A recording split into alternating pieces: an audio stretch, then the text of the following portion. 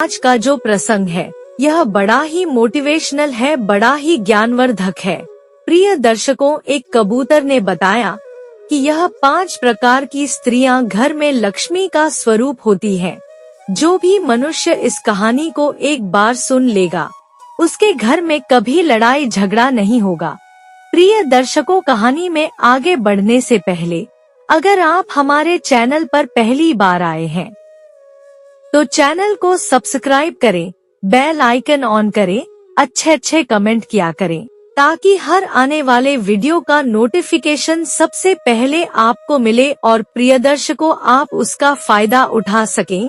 तो शुरू करते हैं आज की यह प्यारी सी कहानी, यह प्यारा सा वीडियो। प्रिय दर्शकों, कुछ समय पहले की बात है। रतनपुर नाम के गांव में एक साहूकार जी रहा करते थे। साहूकार जी के घर में किसी प्रकार की कोई कमी नहीं थी। उनके भंडार धन धान्य से भरे हुए थे। साहूकार जी का व्यापार बड़े ही अच्छे से चल रहा था।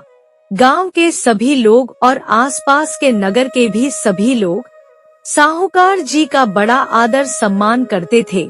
प्रिय दर्शकों, साहूकार जी की जो पत्नी थी वह बड़े ही अच्छे स्वभाव की थी। साहूकार जी की बड़ी इज्जत करती थी और उनका बहुत ध्यान रखती थी। साहूकार जी अपनी पत्नी के स्वभाव से बड़े प्रसन्न थे। प्रिय दर्शकों, उसी गांव में साहूकार जी के घर के पास एक कबूतर और कबूतरी का जोड़ा रहा करता था। वह कबूतर और कबूतरी बड़े प्रेम से अपने घोंसले में रहा करते थे। कबूतर गांव में जाता और अपने लिए दाना पानी खोज करके लाता। इधर कबूतरी भी अपने पति का बहुत आदर सम्मान करती थी, बहुत प्रेम से बात करती थी। प्रिय दर्शकों, एक दिन कबूतरी अपने पति कबूतर से पूछती है कि पिया जी, यह साहूकार बहुत धनवान है। गांव में सबसे ज्यादा धनवान यह साहूकार है और पूरा गांव इस साहूकार का बहुत आदर सम्मान करता है। इसके घर में किसी चीज की कोई कमी नहीं है। इसके बच्चे, इसकी पत्नी और इसके माता पिता सभी बहुत प्रसन्न रहते हैं। इसका क्या कारण है? इसके घर में इतनी सुख शांति क्यों है?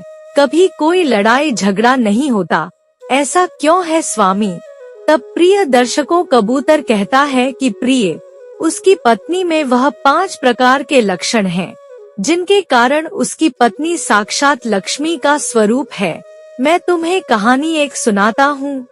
इस कहानी में तुम्हें समझ में आएगा कि जिस स्त्री में यह 5 लक्षण होते हैं वह साक्षात लक्ष्मी होती है और जिस घर में ऐसी स्त्रियां रहती हैं वहाँ कभी लड़ाई झगड़ा नहीं होता, कभी धन की कमी नहीं आती। प्रिय दर्शकों, कबूतरी कहती है कि स्वामी, मैं आपकी कहानी बहुत मन लगा करके सुनूंगी। आप अपनी कहानी प्रारंभ करिए। कबूतर अब अपनी कहानी सुनाना शुरू करता है। कबूतर कहता है कि प्रिय, प्राचीन समय की बात है। किसी नगर में एक गरीब दंपति रहा करते थे। वह दोनों पति पत्नी आपस में खूब लड़ाई झगड़ा किया करते थे। उनके घर में कोई सुख शांति नहीं थी। वह पति अपनी पत्नी से बहुत परेशान था और उसके माता पिता भी अपनी बहू से बहुत परेशान थे। वह जो स्त्री थी वह अपने पति और अपने सास ससुर का कोई आदर सम्मान नहीं करती थी। हर बात में उन्हें पलटकर जवाब दिया करती थी। घर पर कोई सफाई नहीं रखती थी। रसोई में कभी खाना समय से नहीं बनाती थी। बेचारे बूढ़े माता पिता अपनी बहू के ऐसे व्यवहार से बहुत दुखी थे।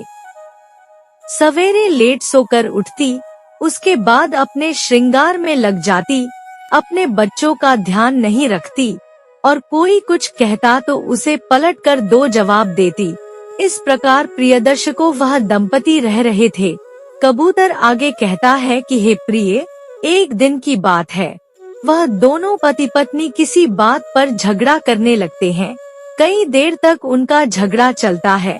वह आदमी कहता है कि तुम हमारे घर का कोई ध्यान नहीं रखती हो, हमारे माता पिता की सेवा नहीं करती हो, सारा दिन बस अपने कमरे में पड़ी रहती हो, बच्चों का ध्यान नहीं रखती हो। इस प्रकार नहीं चलेगा। प्रियदर्शी को पति की ऐसी बातें सुनकर उसकी पत्नी को बहुत क्रोध आता है। क्रोध में वह भी बहुत जवाब देती है। कहती है कि अगर अपने माता पिता की इतनी ही चिंता है तो नौकर लगा लो, मुझसे इतना काम नहीं बनता है। कोई तुम किसी नगर के राजा नहीं हो जो तुम मुझे सुख दे रहे हो। गरीबी में मुझे तुम्हारे साथ रहना पड़ता है। मैं तुम्हारे साथ एक घर में रह रही हूँ, इतना ही बहुत है। प्रिय दर्शकों, धीरे धीरे पति पत्नी की बहस इतनी बढ़ जाती है कि वह पत्नी अपने पति को बेलन फेंक करके मार देती है। रसोई में से बेलन लेकर आती है और अपने पति को फेंक के मारती है। बेलन लगने के कारण अब उसके पति के सर से खून आने लगता है। अपनी पत्नी की ऐसी हरकत को देखकर वह बेचारा आदमी क्या करता, क्रोध में उसके पास जाता है और उसे एक चाटा मार देता है। अब क्या था, पति के हाथ उठाते ही उसकी पत्नी को बहुत क्रोध आता है। वह तुरंत अपने दोनों बच्चों को लेती है, अपना कुछ सामान बांधती है और अपने पीहर के लिए निकल पड़ती है। प्रियदर्शी को रात का समय था, माता पिता सो रहे थे। अपने दोनों बच्चों को लेकर वह निकल पड़ती है। उसका पति उसे रोकने की बहुत कोशिश करता है। कहता है कि मेरी बात सुनो, घर छोड़कर ना जाओ, रात का समय है, अकेले कहाँ जाओगी। परंतु प्रिय दर्शकों, वह पत्नी बहुत गुस्से में थी। अपने पति की एक नहीं सुनती है। अपने दोनों छोटे छोटे बच्चों को लेकर अपने पीहर के लिए चल देती है। रात के अंधेरे में चलने में उसे बहुत डर लग रहा था, परंतु क्रोध मनुष्य से अक्सर गलत काम करवाता है। क्रोध में वह चलती जा रही थी।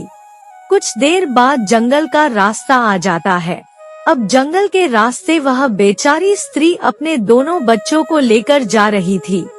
कुछ देर आगे चलने पर एक साधु महाराज की कुटिया थी। कुटिया में साधु महाराज अभी जाग रहे थे। वह देखते हैं कि एक जवान स्त्री अपने छोटे बच्चों को लेकर जा रही है। साधु महाराज सोचते हैं कि आगे तो जंगल बहुत घना है, जंगली जानवर घूमते हैं, ऐसे में इस स्त्री का ऐसे अकेले जाना सही नहीं है। साधु महाराज उस स्त्री को आवाज लगाते हैं, परंतु वह सोचते हैं कि अगर किसी ने देख लिया कि मैं आधी रात में एक स्त्री से बात कर रहा हूँ तो ना जाने मेरे बारे में लोग क्या सोचेंगे। प्रियदर्शकों, अब वह उस स्त्री के पास जाते हैं और उसे अपनी कुटिया के पास लेकर आते हैं और कहते हैं कि पुत्री, तुम अपने छोटे छोटे बच्चों को लेकर इतनी रात में जंगल से कहाँ जा रही हो। प्रिय दर्शकों, तब वह स्त्री साधु महाराज को सारी घटना सुनाती है। वह पूरी बात बताती है कि किस प्रकार हमारे पति से हमारा झगड़ा हो गया और हमने उन्हें बेलन फेंक कर दिया। इसके बदले में उन्होंने हमें एक चाटा मारा और हम घर छोड़कर आ गए। सारा घटनाक्रम सुनने के बाद साधु महाराज अपने धीमे स्वर में कहते हैं कि पुत्री, इस प्रकार अपने घर को छोड़कर नहीं जाना चाहिए। अगर तुम्हें पीहर जाना ही है तो तुम्हें सूर्यास्त के बाद नहीं निकलना था, सुबह चली जाती। रास्ते में आगे जंगल बहुत घना है और तुम्हारे साथ छोटे बच्चे हैं, इस प्रकार तुम्हारा अकेले जाना सुरक्षित नहीं है। एक काम करो, तुम वापस लौट जाओ। परंतु प्रियदर्शकों, वह स्त्री तो बहुत गुस्से में थी। वह वापस कहाँ लौटने वाली थी।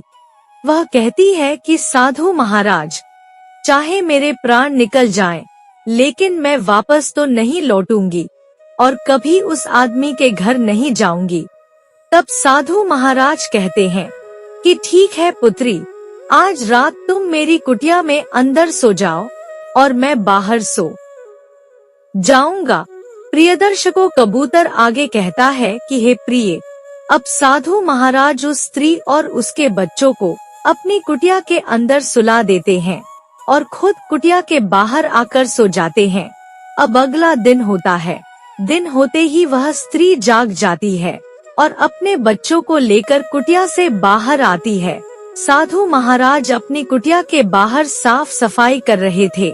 तब वह स्त्री कुटिया से बाहर आकर और साधु महाराज से कहती है कि स्वामी, आपने रात में अपनी कुटिया में हमें सोने दिया, मेरे बच्चों को और मुझे सहारा दिया, उसके लिए आपका बहुत बहुत धन्यवाद। परंतु अब दिन निकल चुका है और अब हमें किसी जानवर से कोई खतरा नहीं है। बहुत से लोग इस रास्ते से होकर गुजर रहे हैं। अब आप हमें इजाजत दीजिए, हम अपने पीहर के लिए निकलना चाहते हैं। स्त्री की बात सुनकर साधु महाराज कहते हैं कि पुत्री, जैसा तुम चाहो संभाल कर जाना। प्रियदर्शकों, साधु महाराज को प्रणाम करके वह स्त्री अपने पीहर के लिए आगे बढ़ती है। कुछ देर चलने के बाद उसका पीहर आ जाता है। अब वह अपने पिता के घर पहुंचती है। पिता और उसकी माँ देखते हैं कि अपने दोनों बच्चों को लेकर हमारी पुत्री आ रही है। पुत्री को देखकर माता पिता समझ जाते हैं कि हमारी बेटी अकेली आई है, इसका मतलब है हमारे दामाद और हमारी पुत्री के बीच में जरूर लड़ाई झगड़ा हुआ है।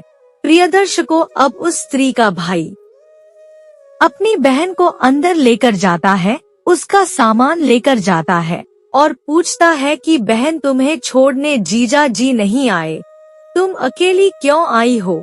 स्त्री के पिताजी भी पूछते हैं कि बेटा, तुम्हारी आंखें इतनी लाल क्यों हो रही हैं? ऐसा लग रहा है कि तुम बहुत परेशान हो। भला इतनी दूर तुम अपने दोनों बच्चों को लेकर ऐसे अकेले क्यों आई हो? तब वह स्त्री कहती है कि पिताजी, मैं बहुत परेशान हूँ। मेरे पति से मेरा झगड़ा हुआ है और उसने मुझे थप्पड़ मारा है, इसीलिए मैं उसे छोड़कर चली आई। अब मैं किसी भी हालत में उस घर में लौट कर नहीं जाऊंगी। मुझे उस घर में बिल्कुल अच्छा नहीं लगता है। हर दिन मेरे पति के साथ झगड़ा होता है, इसीलिए मैं अपने बच्चों को लेकर और यहाँ चली आई। अब मैं अपनी पूरी जिंदगी यहीं बिताऊंगी।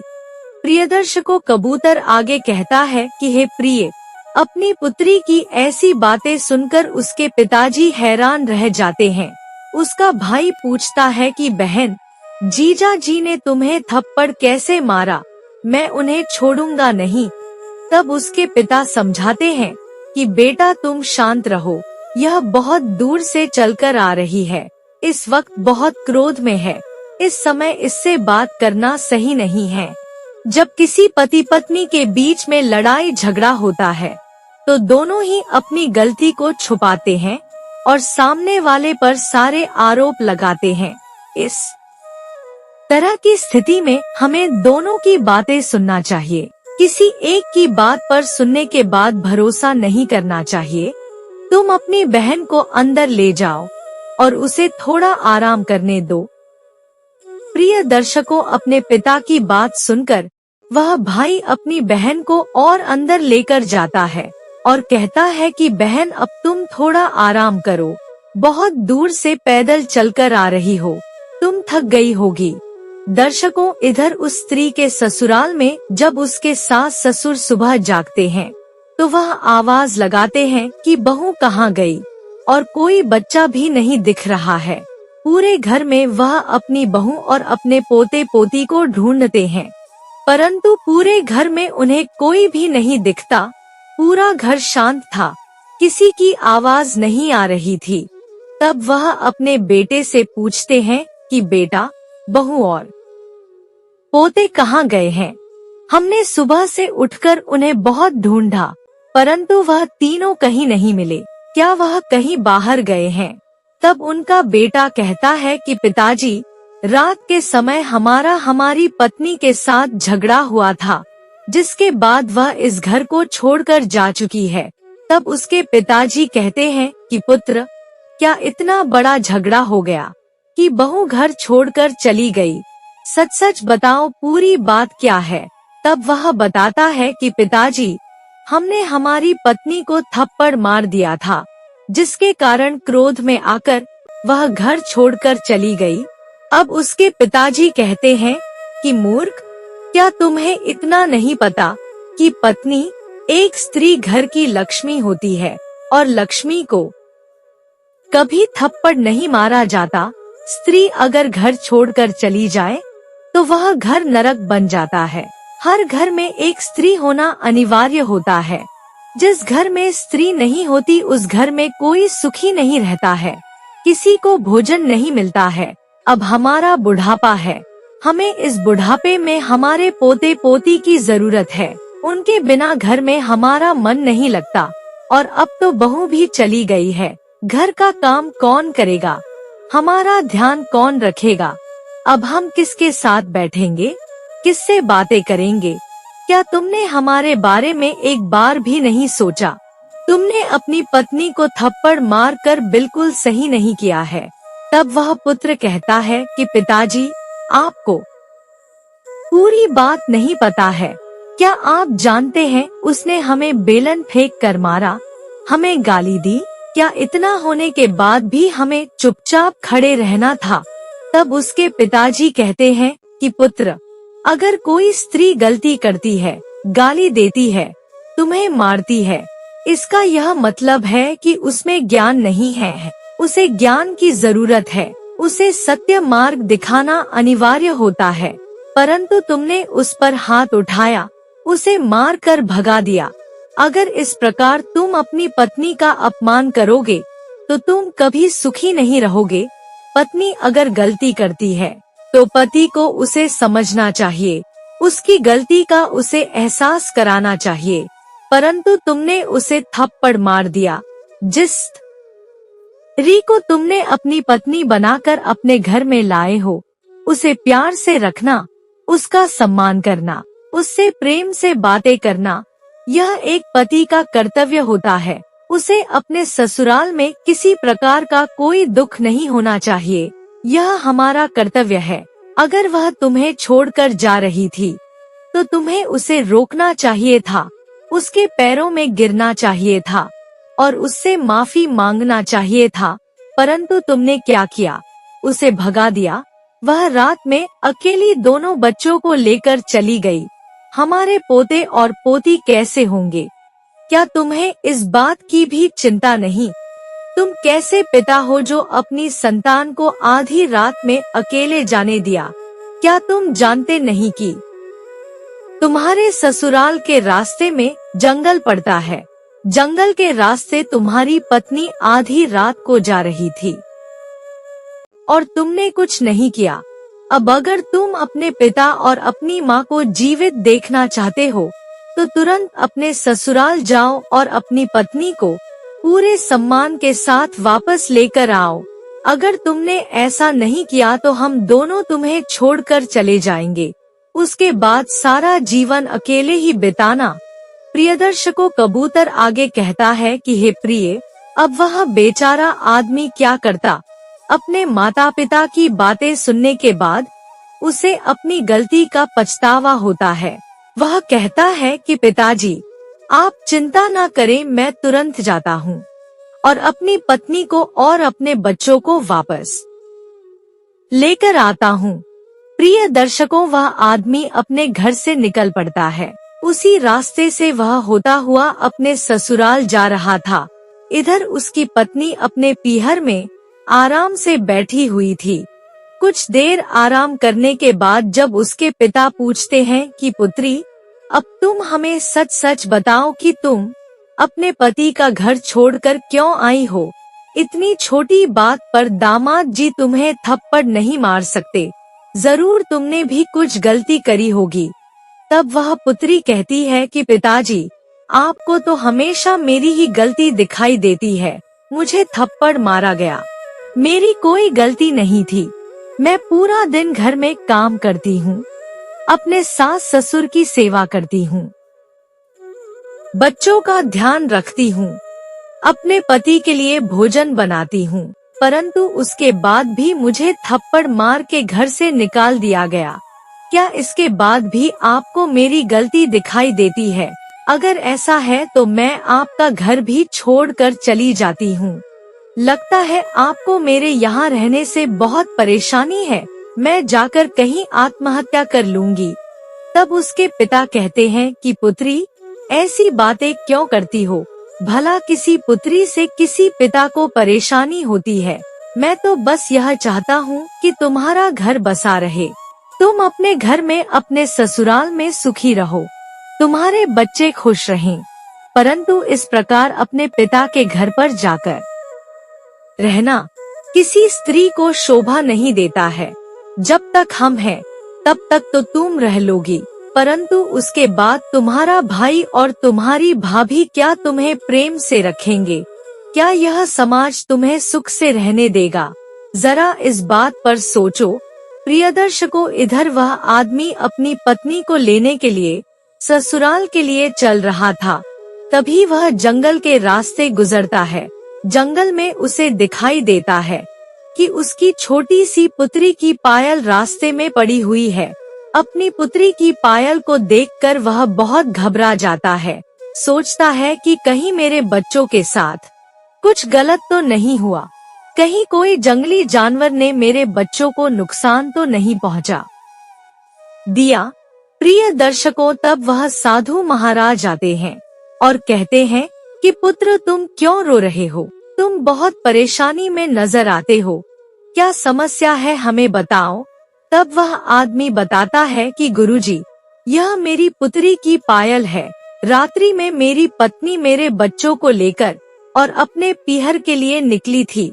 मुझे लगता है कि किसी जंगली जानवर ने मेरे बच्चों को नुकसान पहुंचाया है। मुझे उनकी बहुत चिंता हो रही है। तब वह साधु महाराज बताते हैं कि पुत्र, तुम चिंता ना करो, तुम्हारी पत्नी और तुम्हारे बच्चों को मैंने जाते हुए देखा था।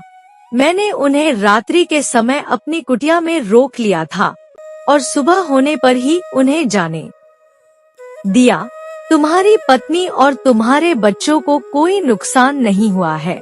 तुम अपने ससुराल जाओ और अपनी पत्नी को वापस लेकर आओ।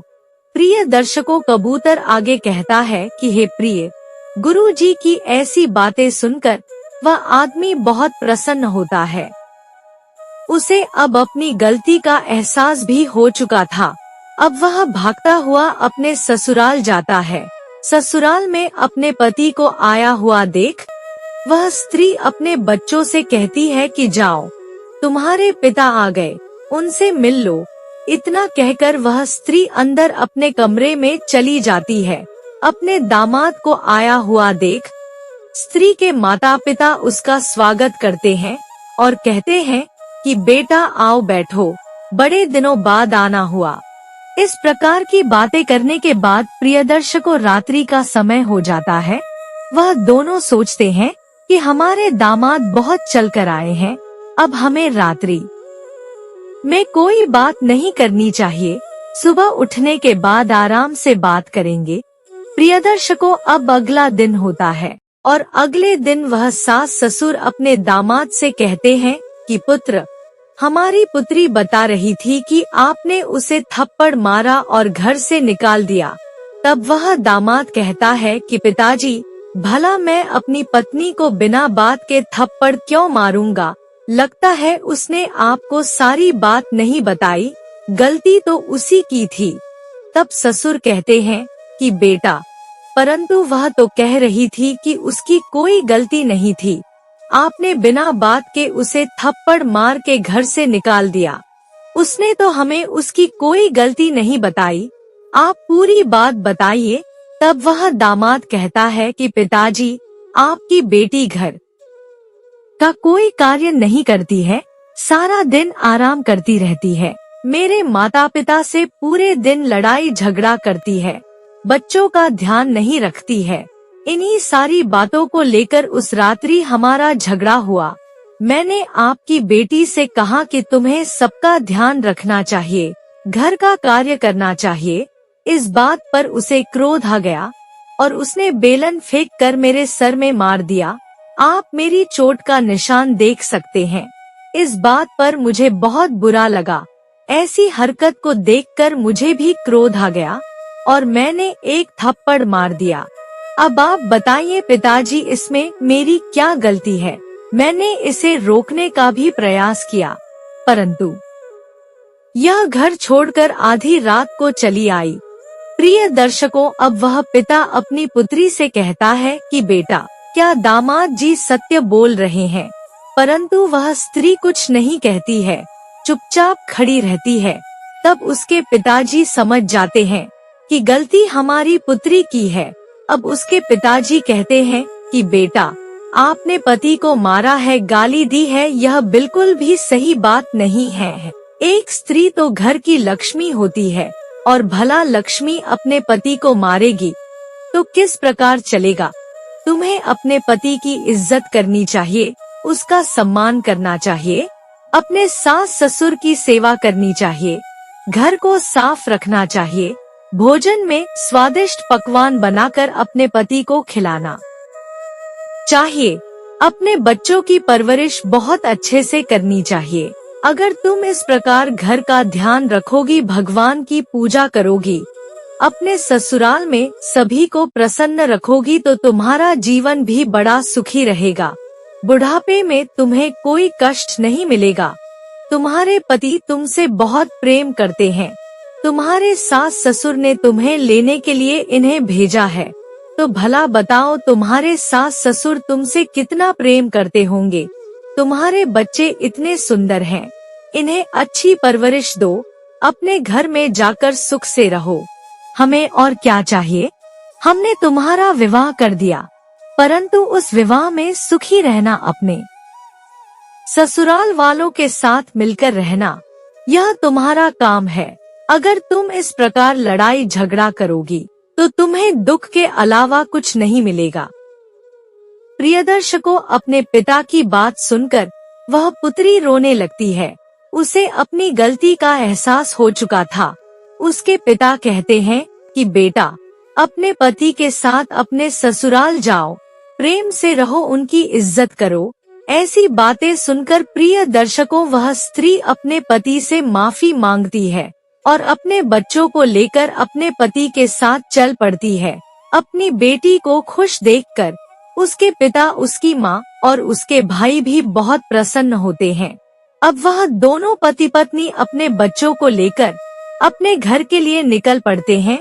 कुछ दूर आगे चलने पर जंगल शुरू हो जाता है।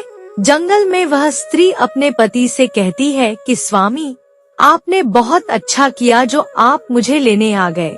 मुझे भी आपके बिना अच्छा नहीं लग रहा था। इस प्रकार की बातें करते हुए वह दोनों चलते जा रहे थे। कुछ देर चलने के बाद प्रिय दर्शकों, उन्हें एक कुटिया दिखाई देती है। उस कुटिया में एक पति पत्नी रहा करते थे। अंदर से लड़ाई झगड़े की आवाज आ रही थी। वह दोनों पति पत्नी आपस में बहुत झगड़ा कर रहे थे। उनके पास खाने के लिए भी कुछ नहीं था। पत्नी अपने पति को गाली दे रही थी, पति अपने पत्नी को मार रहा था और बच्चे बेचारे डरे सहमे हुए रो रहे थे। यह देखते हुए वह दोनों पति पत्नी और आगे चलते हैं। आगे चलने के बाद उन्हें एक बहुत अच्छा मकान दिखाई देता है। बहुत सुंदर मकान बना हुआ था। उसके अंदर जो दंपति थे वह बहुत खुश थे। वह दोनों दंपति बड़े प्रेम से बातें कर रहे थे, अपने बच्चों को ज्ञान की बातें बता रहे थे। उनके जीवन में किसी चीज की कोई कमी नहीं थी।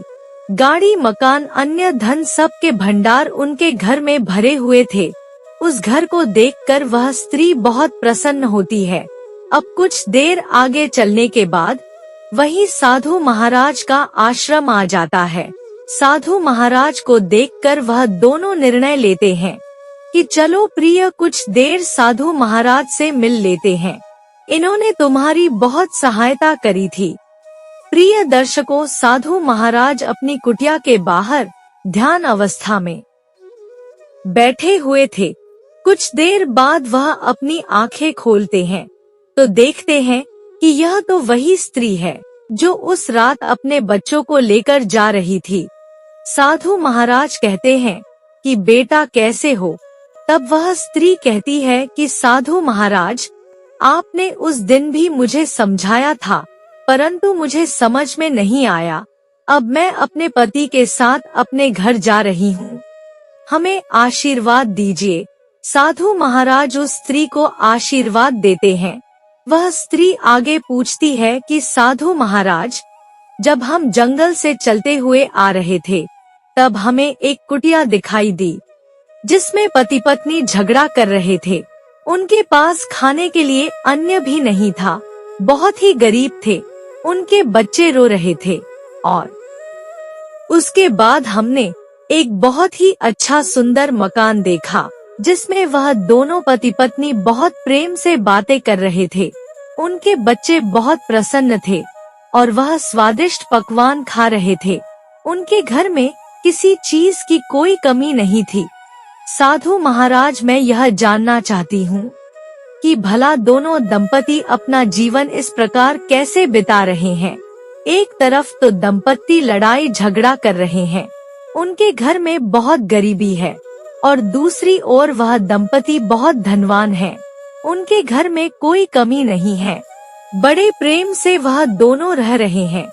इसका क्या कारण है?